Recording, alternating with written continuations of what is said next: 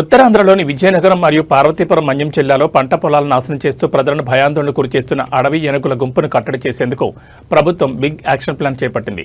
ఇందులో భాగంగా చిత్తూరు జిల్లా పలమనేరు నుంచి మన్యానికి తరలిస్తున్న జయంత్, అభిమన్యు అనే 2 కుంకి ఏనుగులకు మంగళగిరి క్యాంపు కార్యాలయం వద్ద డిప్యూటీ సీఎం పవన్ కళ్యాణ్ ఘనస్వాగతం పలికారు.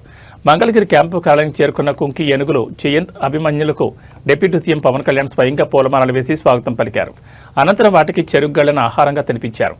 ఈ సందర్భంగా అటవీశాఖ అధికారులతో మాట్లాడిన పవన్ కళ్యాణ్ మన్యం ప్రాంతంలో అడవి ఏనుగుల వల్ల పంటలు నష్టపోతున్న రైతులను ఆదుకోవడంతో పాటు ఏనుగుల దాడులను అరికట్టడమే లక్ష్యంగా కుంకీలను రంగంలోకి దించుతున్నట్లు వెల్లడించారు. ఈ 2 కుంకి ఏనుగులను పార్వతీపురం మన్యం జిల్లాలోని గుచ్చిమి క్యాంపునకు తరలించనున్నారు. అక్కడి నుంచి అటవీశాఖ అధికారుల పర్యవేక్షణలో అడవి ఏనుగులు సంచరించే ప్రాంతాలకు తీసుకెళ్లి వాటిని సురక్షితంగా దారి మళ్లించేందుకు ఆపరేషన్ ప్రారంభించనున్నారు. కుంకి ఏనుగుల రాగతో మన్యం ప్రాంత రైతుల్లో కొత్త ఆశలు చిగురిస్తున్నాయి.